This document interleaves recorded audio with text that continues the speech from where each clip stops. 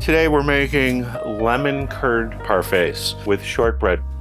Wow, I just love this dessert. It's an easy recipe. We're gonna show you how to make it today. Lemon curd is a wonderful dessert that has so many different applications. You can put it inside cake. You can put it on top of pavlovas, which is a cooked meringue, on top of pound cake and whipped cream. You can top it on cookies, but it's an easy, delicious recipe. First thing you wanna do is you wanna zest at least 5 lemons. I go this way on the lemons when I'm down by the end to make sure. You don't want to get any of the white. And then once I get around the end, then I turn it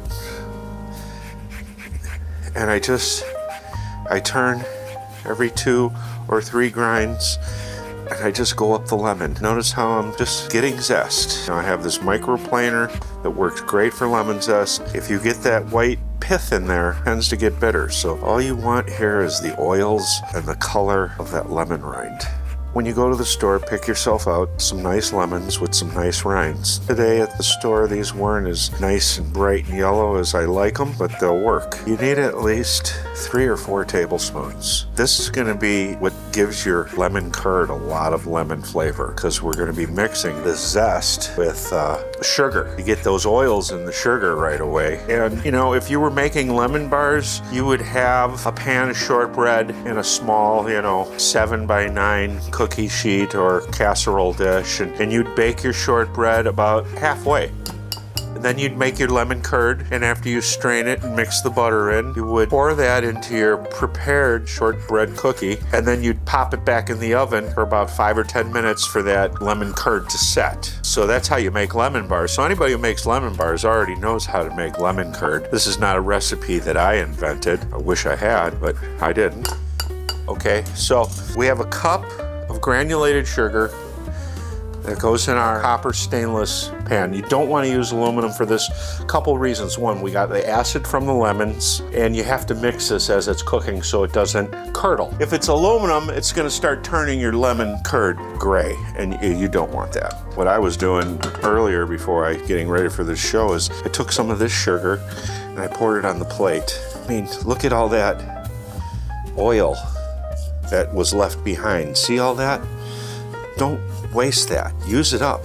Now we take our spatula, no heat now. We're just mixing the lemon zest with the sugar. We're turning this into lemon sugar, which by the way, you strain this sugar and use this to top your cookies, like sugar cookies with lemon sugar. Oh my gosh, get out of town. Okay, so this is nice and mixed up. No heat yet, okay? We're gonna leave that in there because we're gonna be straining that at the end, okay? So don't worry about all that zest in there. All right, I'm gonna juice the lemons. I need 1 cup. So it's 1 cup of sugar, 1 cup of fresh lemon juice. Please don't use bottled lemon juice for this, because I don't even want you to attempt to make this. It needs to be made with fresh lemon juice. It needs to be made with fresh lemon zest. It's half a dozen lemons for this recipe. And I just love my little single lemon squeezer. I use it every day. Do a lemon water for health reasons in the morning. That's the first thing I drink. And it's so good for your liver to have a lemon water for breakfast. Anyways, fresh lemon juice. No bottle. You see somebody using bottled lemon juice, scold them. Chef Greg says no bottled lemon juice unless you squeeze it yourself and put it in a bottle. So with this recipe, you have to be pretty precise. If a little seed or something drops in there, don't panic. We're going to be straining it. We're going to be taking out any of the solids, any of the cooked embryo, or any seeds, or an eggshell if it got in there, and that's okay. This is just starting to go, but the lemon is still fine. Lemons are expensive, okay? You don't need to throw a lemon out just because one side of it is starting to over-ripen. I think we're there. We're just under a cup, so we'll give it 1 more half. It depends on how juicy your lemons are. If you grab the lemons that are the fatter ones in the store as opposed to the oblong ones, the fatter lemons tend to be juicier, and it's kind of like an avocado. Squeeze them. See if they're soft or if they're hard as rock. If you need it for lemon juice, you want to get the softest lemons that are out there. Okay, so now 1 cup of lemon goes in with the 1 cup of sugar, and we stir that. Look at the color on this already, okay? And we go to low heat. We get that warming up. In the meantime, we need 6 whole eggs, half a cup unsalted butter, cut into cubes, soft, with the strainer on it. Crack our eggs. on the board so we don't get shell in there.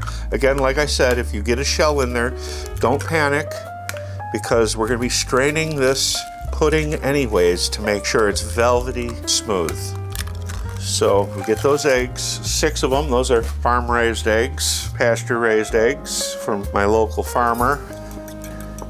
Anyways, we want to mix these eggs good before we bring them to the sugar. You know, we don't want this to get too warm because we don't want the eggs to scramble when we get it in there. But you want to try and break up as much as the whites and get this looking as evenly colored as we possibly can. Okay, that's what we're looking for. That goes all in at once with a whisper of salt. I mean, we're talking like a 1/4 teaspoon. We got this on low heat.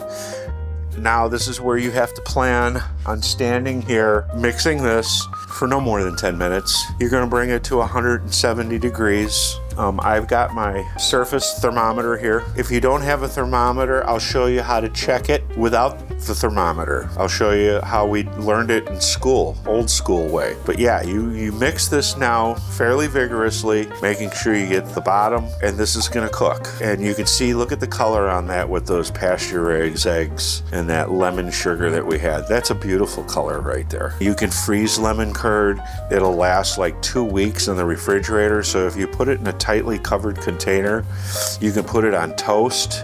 It's great in a, you know, stuffed in a cupcake, or like I said, a white cake filling, or pavlova where you make small little meringues. I think we did a pavlova once, didn't we, Zach? Or we did it for a private dinner. We didn't do it as a video, but we'll do that. We'll be working with meringue someday, you know. And what I found when I make lemon curd, it's like it's at 114 now.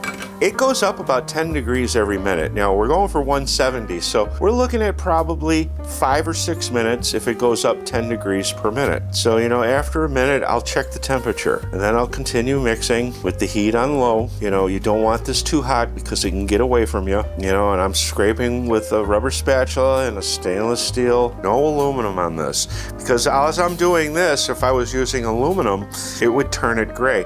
And you wouldn't really be able to tell unless you compared this one next to one that was made in aluminum, and then you'd be like, oh, okay. And it's just not healthy for you. So, you know, try to stay away from that. All right, it's been about a minute, I would say. We're at 133. You know, that went up about 15 degrees. It was about a minute. We got about 45, 55, we got about 35 degrees to go. So it should be less than 3 minutes. We'll be right where we want to be. And like I said, ahead of time, you want to have your strainer, your 1/2 cup of unsalted butter. If you're using salted butter, then don't put salt in the lemon curd itself. You could omit that then. And you can see this will start to get shiny. You know, you'll feel it starting to get thick and sticking to the bottom of the pan. That's when you're getting pretty darn close. You're looking at this taking you 1/2 hour to make, and it's something you can make ahead of time. And like I said, you can freeze this for 2.5 weeks. If you do freeze it, then just set it in your cooler to temper for a day before you want to use it. We're at 155, and I can see that the viscosity of this is starting to change. It's starting to get a little bit shiny. It's looking like it's finally starting to cook. Those eggs are going to start cooking at 150, 160. So you really got to be on top of this. This is not something that you can walk away from, you know. And I don't know if you can see this or not, Zach, but see how it's starting to curdle up? There we are, 170. Can you see how this is starting to set up? Pour this directly into our strainer. This is the old school method. We press this through, and when we start, just, you know, very easy until we get that level down. And we're taking the zest out, we're taking any seeds out, and we're taking any of the cooked egg embryos. Okay, so see what we got in here, Zach? You see that? Got pieces of egg, all that lemon zest, and you want to scrape underneath the strainer. That's all good stuff there. Don't let that go. Now we stir in the butter. And this is what's going to give us that nice velvety, it's kind of going to bring everything together. So it's lemon, sugar, butter, eggs, touch of salt. It's like, what, 4 ingredients? You got a 6 lemons that you got to use. This is really a nice thing to make. Like I said, it makes a great dip for a dessert table. It's great for a tart. Now, like if you were making tarts, or like I said, lemon curd, after this right here, this is when you would pour it in the pan. It's completely strained. It's nice and smooth. Okay, you have a nice heavy bottom, glass dish, you know, and yeah, this lemon curd is a little bit thin, but When it refrigerates, it's gonna set up really nice.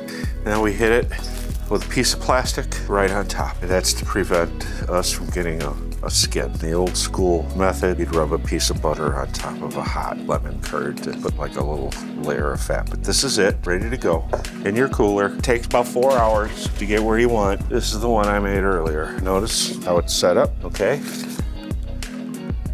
A little bit of vanilla, about a teaspoon or so. About a half a cup of powdered sugar. Now this has been cooling probably 2 hours. You can have the whipped cream made ahead of time. You can make these parfaits ahead of time. And this is a shortbread cookie. You can make your own shortbread. I'm just trying to make a dish that you can whip together quickly, and it's elegant and delicious, and people think you've spent hours on it. Look how nice and smooth and velvety this lemon curd is. And like a parfait, it's layers, so we're gonna do one more layer, whipped cream, cookie, and lemon curd. You can use cake crumbs if you have them. You can use any cookie you want, but shortbread is, I think, the best with this. And then what I've liked to do is you take the whipped cream and you seal it. You just scrape the spoon along the side like that, and it's sealed. And then wipe the side. So I start with a lot of whipped cream and I pull it to the edge. You don't want to push down when you're doing this because you don't want that lemon curd to come bubbling up on you, just like so. So ready to go in the cooler and set, or with a piece of plastic wrap right on top of it. Keep that lemon curd from picking up any flavors. You know, you can garnish the top, you know, you can do a cookie, you can do a sprig of mint. All depends on how fancy you want to get. But, you know, powdered sugar is also an option as well. And I would do that before you put it on the plate. And there you have it, lemon parfait. All right, lemon curd parfait. I just love this dessert. It's crunchy, it's sweet, it's creamy, it's tart. You can make it ahead of time and be ready to go in minutes. Wow, that's really good. Thanks for joining us on Medusa Kitchen.